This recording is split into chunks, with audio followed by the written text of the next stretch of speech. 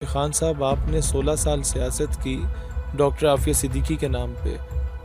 کیا ان 2.5 سالوں میں ان جماعتوں نے کسی ایک نے بھی یہ موقف سامنے لایا کہ ڈاکٹر عافیہ کب ملک واپس لا رہی ہے؟ کیا وہ جماعتیں آپ کی متفقہ طور پہ نکل کے انہوں نے اسمبلی میں کوئی قرارداد پیش کی کہ فرانس کے سفیر کو واپس بھیج دو، اور اس پہ وہ ڈٹ گئے اور میدان میں نکل گئے کہ نہیں، ہم تب تک نہیں بیٹھیں گے جب تک یہ نہیں جائے گا؟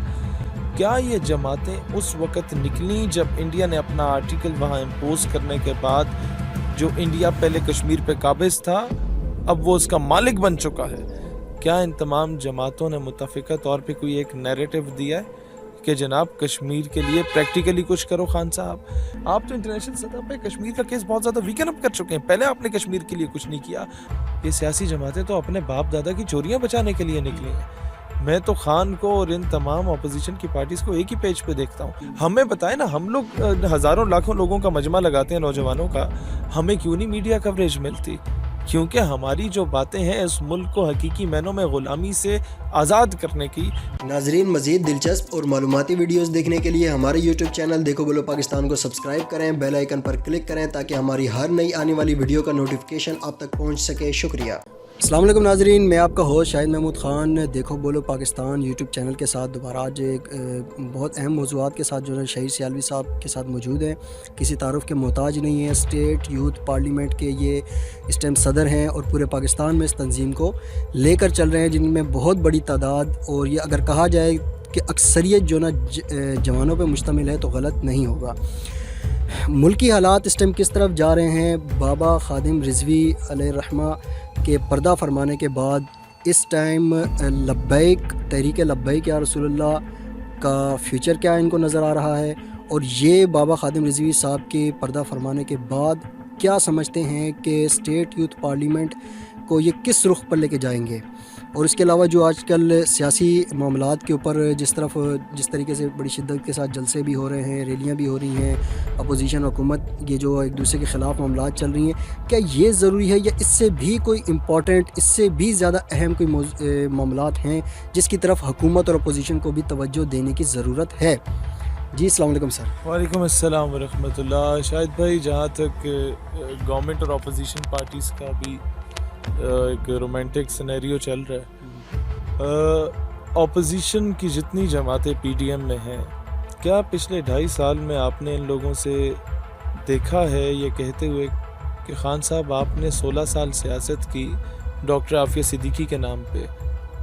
کیا ان 2.5 سالوں میں ان جماعتوں نے کسی ایک نے بھی یہ موقف سامنے لایا کہ ڈاکٹر عافیہ کب ملک واپس لا رہی ہے؟ کیا یہ جماعتیں 11 جماعتوں کا الائنس جو ہے، جو ہر چور ڈاکو لٹیرا جو ایک دوسرے کو بولتا تھا، وہ سارے چور ڈاکو لٹیرے بقول ان کے اپنے اکٹھے ہوئے ہوئے ہیں، کیا وہ جماعتیں آپ کی متفقہ طور پہ نکل کے انہوں نے اسمبلی میں کوئی قرارداد پیش کی کہ فرانس کے سفیر کو واپس بھیج دو، اور اس پہ وہ ڈٹ گئے اور میدان میں نکل گئے کہ نہیں، ہم تب تک نہیں بیٹھیں گے جب تک یہ نہیں جائے گا؟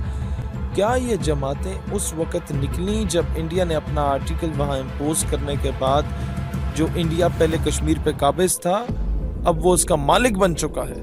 کیا ان تمام جماعتوں نے متفقہ طور پہ کوئی ایک نیریٹو دیا ہے کہ جناب کشمیر کے لیے پریکٹیکلی کچھ کرو؟ خان صاحب، کیا یہ ساری سیاسی جماعتیں جو ابھی ایک دوسرے کے مقابلے میں گلگت میں الیکشن لڑ کے آئی ہیں، ان میں سے متفقہ طور پہ کوئی نیریٹو سامنے آیا ہے کہ جی بی کے الیکشنز کشمیر کاز کو کتنا نقصان پہنچا سکتے ہیں؟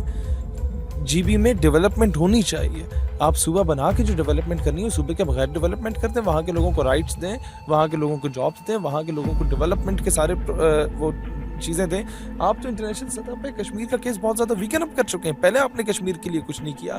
آپ 2 ٹکے کے جو جن کو کشمیر کا پتہ ہی کچھ نہیں ہوتا تھا، ان لوگوں کے بھانجے بھتیجوں کو سفارش کے طور پہ آپ لوگ بھیجا کرتے تھے، ڈیلیگیشنز کے طور پہ، اور وہ وہاں پر جا کے ساری رات کلبز میں پائے جاتے تھے، وہ شراب و کباب کی محافل میں پائے جاتے تھے، اور صبح کشمیر کے کیس کو وہ بری طرح سے پریزنٹ کرتے تھے، اور وہ کوئی ہمارا اسٹرانگ نیریٹو ملک کا نہیں جاتا تھا جو ہم لوگوں کو جانا چاہیے تھا.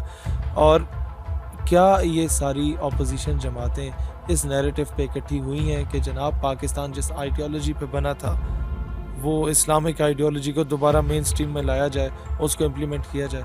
یہ سیاسی جماعتیں تو اپنے باپ دادا کی چوریاں بچانے کے لیے نکلی ہیں. میں تو خان کو اور ان تمام اپوزیشن کی پارٹیز کو ایک ہی پیج پہ دیکھتا ہوں. جلسے کی اجازت مجھے نہیں ملی لیاقت باغ کے اندر, ہم لوگوں نے باہر سڑک پہ جلسہ کرنا پڑا مجبوراً.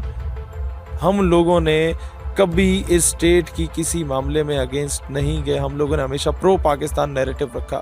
ہم نے ہمیشہ پاکستان کے لیے شہادتیں دینے والے اور بغیر تنخواہوں کے شہادتیں دینے والے دونوں کو اون کیا, سپورٹ کیا ان کے نیریٹو کو.